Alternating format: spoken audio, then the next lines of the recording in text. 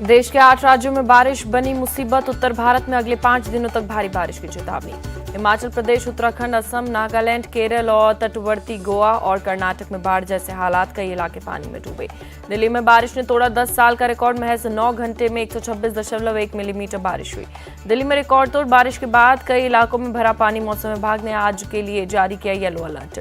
दिल्ली में 56 जगहों पर बारिश के बाद हुआ जल भराव, 5 जगहों पर गिरे पेड़। दिल्ली में बारिश की वजह से देशबंधु कॉलेज की दीवार गिरी, कई गाड़ियों को पहुंचा नुकसान। दिल्ली में भारी बारिश के बाद लाजपत नगर में एक स्कूल की दीवार गिरी, हादसे में कई वाहनों को पहुंचा नुकसान। जम्मू कश्मीर में खराब मौसम की वजह से रोकी गई अमरनाथ यात्रा, कई जगहों पर हुआ लैंडस्लाइड। रामबन में खराब मौसम की वजह से फंसे 6000 अमरनाथ यात्री, प्रशासन ने खाने और रहने का किया इंतजाम। यात्री को किसी तरह की कोई दिक्कत न हो, इसका रखा जा रहा है खास ख्याल। चिकित्सा सुविधा भी उपलब्ध।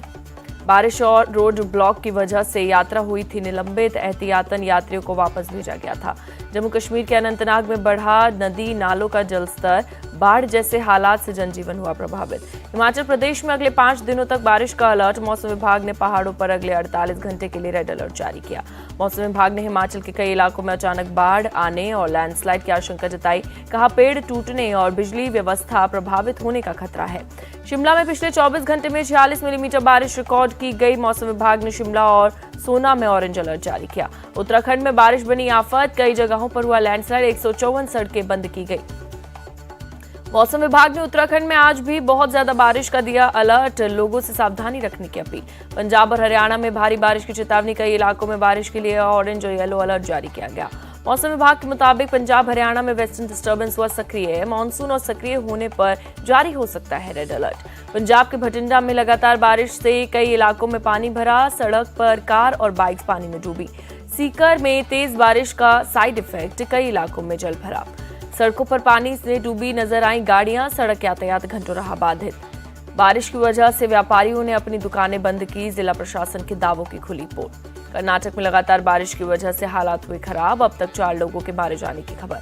कर्नाटक के मंत्री कृष्णा बायरे उत्तर कन्नड़ पहुंचे, बारिश प्रभावित इलाकों का किया दौरा। असम के 6 जिलों के 121 गांव पानी में डूबे, अब तक 22,000 से ज्यादा लोग इससे प्रभावित हुए। यूपी के मुजफ्फरनगर में भारी बारिश से बढ़ाई मुसीबत, कई जगहों पर जल जमाव से आवाजाही हुई मुश्किल। कच्छ में बारिश से भुज बस स्टेशन इलाके में भरा पानी, लोगों को हो रही है भारी दिक्कत। जामनगर में तेज बारिश बनी आफत, कई इलाकों में घरों में घुसा पानी। लंदन में भारतीय हाई कमीशन के बाहर जमा हुए खालिस्तान समर्थक, 30 से 40 की संख्या में जमा हुए थे खालिस्तानियों की सूचना मिलते ही लंदन पुलिस ने तैनात किए जवान। थोड़ी देर के प्रदर्शन के बाद लौटे खालिस्तान समर्थक। लंदन में खालिस्तान समर्थकों के प्रदर्शन की प्रतिक्रिया अमेरिका में भी नजर आई। वॉशिंगटन डीसी में भारतीय दूतावास ने बाहर सुरक्षा बढ़ाई। अमेरिका में भारतीय राजदूत तरनजीत सिंह संधू पहुंचे दूतावास, सुरक्षा इंतजामों का लिया जायजा। पश्चिम बंगाल में हिंसा के बीच हुआ पंचायत चुनाव, अलग अलग राजनीतिक गुटों की झड़प में 18 लोगों की मौत। चुनावी हिंसा में सबसे ज्यादा टीएमसी के 10 कार्यकर्ता मारे गए। बीजेपी और कांग्रेस के 3 कार्यकर्ताओं की हुई मौत, सीपीएम के भी 2 समर्थक मारे गए। पश्चिम बंगाल पंचायत चुनाव में 66.2% हुई वोटिंग, 11 जुलाई को होगी वोटों की गिनती। बंगाल हिंसा पर गृह मंत्री अमित शाह सख्त, बंगाल बीजेपी अध्यक्ष सुकांत मजूमदार से मांगी रिपोर्ट। पश्चिम बंगाल में नेता प्रतिपक्ष शुभेंदु अधिकारी ने चुनाव के दौरान हिंसा की एनआईए जांच की मांग की, कहा यह देश विरोधी ताकतों का काम है। शुभेंदु अधिकारी ने राज्य चुनाव आयोग के खिलाफ एफआईआर दर्ज करने की भी मांग की, कहा यह चुनाव नहीं जंगल राज है। गवर्नर सीवी आनंद बोस ने चुनाव में हुई हत्याओं पर जताई चिंता, कहा चुनाव बैलेट बॉक्स से होना चाहिए, बुलेट से नहीं। पश्चिम बंगाल पंचायत चुनाव की सुरक्षा में तैनात बीएसएफ ने राज्य चुनाव आयोग पर लगाया आरोप, लिखा आयोग ने सेंसिटिव बूथ की पूरी जानकारी नहीं दी थी। बीएसएफ का दावा, चुनाव आयोग से सटीक जानकारी मिली होती तो हिंसा को रोका जा सकता था, बचाई जा सकती थी जिंदगी।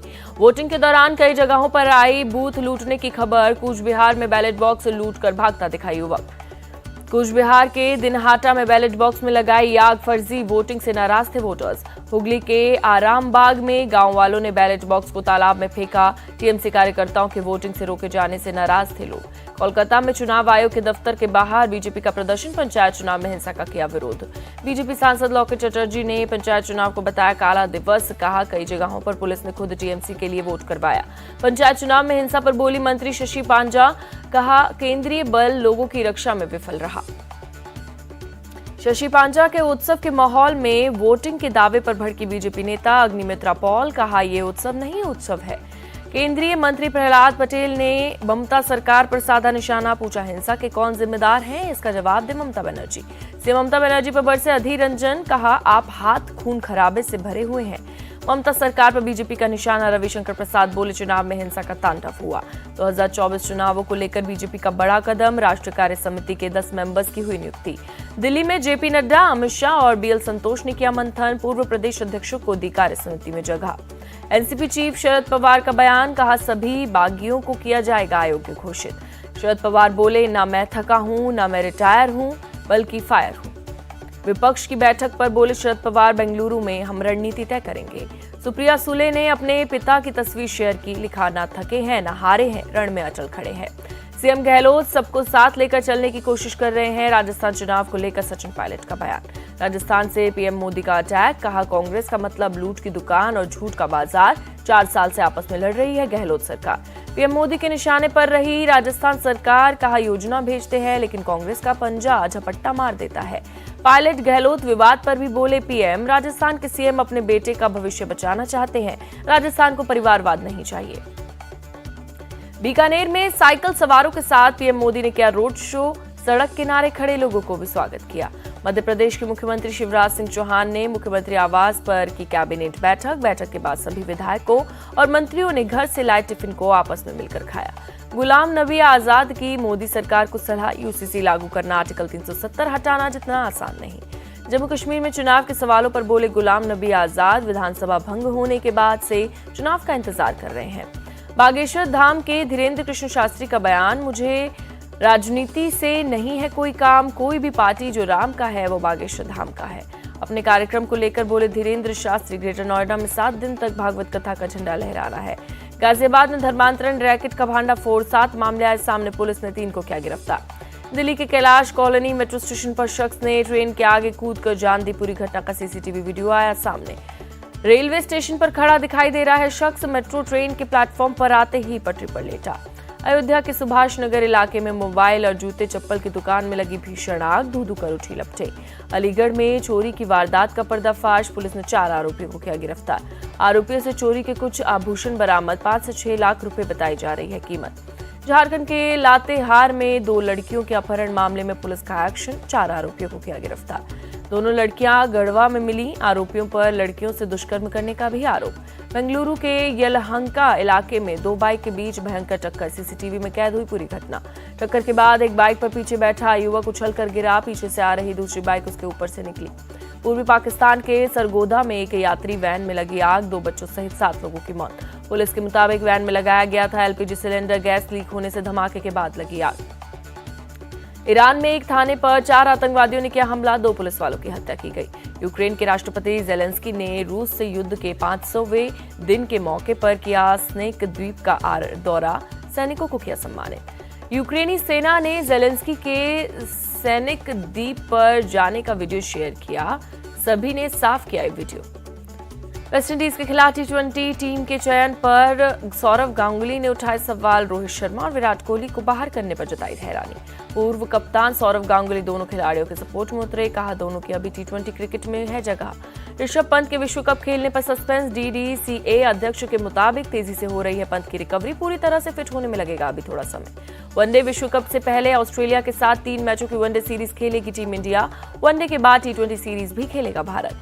पाकिस्तान टीम का वनडे विश्व कप में शामिल होने पर सस्पेंस, पीएम शहबाज शरीफ ने बिलावल भुट्टो की अध्यक्षता में बनाई कमेटी। ऑस्ट्रेलिया और इंग्लैंड के बीच तीसरे टेस्ट का चौथा दिन आएगा फैसला, जीत से 223 रन दूर इंग्लैंड। तीसरे दिन स्टंप्स तक इंग्लैंड ने बिना विकेट गंवाए 27 रन बनाए, जैक क्राउली और बेन डकेट क्रीज पर मौजूद।